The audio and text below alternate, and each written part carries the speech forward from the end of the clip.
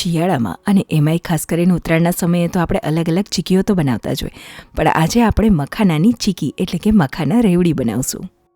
અને આ તો એવું થોડું કે મખાના ખાલી શિયાળામાં જ ખાવા, આ તો ગમે ત્યારે એક નાનકડા નાસ્તા તરીકે બનાવીને રાખી શકાય. તો અહીંયા તો રેવડીના માપ માટે 3 કપ જેટલા મખાના લીધા અને 3 કપ મખાનાની સાથે 1.5 કપ જેટલો ગોળ. તો સૌથી પહેલાં તો એકદમ ધીમા તાપે આપણે મખાનાને શેકી લેશું. અને મખાનાના ફાયદા તો એ તો આપણને બધાને જ ખબર. તો સ્વાભાવિક છે કે આ રેસિપી નાનીથી લઈ મોટા સુધી બધા જ માટે બહુ જ સારી. અને આટલા મખાના લીધા ને તો એની સામે 3 થી 4 ચમચી જેટલા તલ લઈ લીધા અને એને પણ આપણે એકદમ ધીમા તાપે શેકી લેશું. અને હવે તો આપણે જે બીજી ચીકીનો પાક કરતા હોય ને તો સેમ એ જ રીતે ચરી કેવું ઘી એટલે કે 1 ચમચી જેટલો ઘી, ગોળ અને 1 થી 1.5 ચમચી જેટલું પાણી ઉમેરી દીધું. અને ઉત્તરાયણના સમયે તો આપણે બહુ બધી અલગ અલગ ચીકીઓ બનાવતા હોય, તો આ રીતે તમે જરૂરથી એકવાર મખાના રેવડી તો ટ્રાય કરજો જ. તો સ્વાદમાં તો સરસ જ લાગે, એ તો સ્વાભાવિક જ છે, પણ ખાવામાં પણ એટલી જ હેલ્ધી.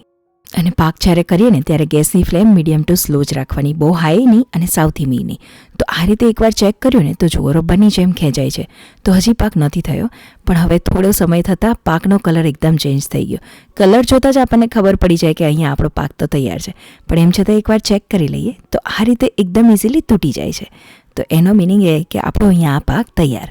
તો બસ હવે મખાના, તલ અને થોડો એવો એલચી પાવડર એડ કરી દીધો અને બધું જ એકવાર મિક્સ કરી દીધું. તરત જ ગેસની ફ્લેમ તો મેં બંધ જ કરી દીધી હતી.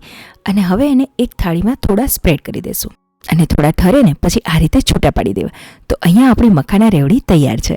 અને જો વિડીયો ગમ્યો હોય તો લાઇક, શેર તેમજ આ ચેનલને જરૂરથી સબસ્ક્રાઈબ કરજો. ખૂબ ખૂબ આભાર.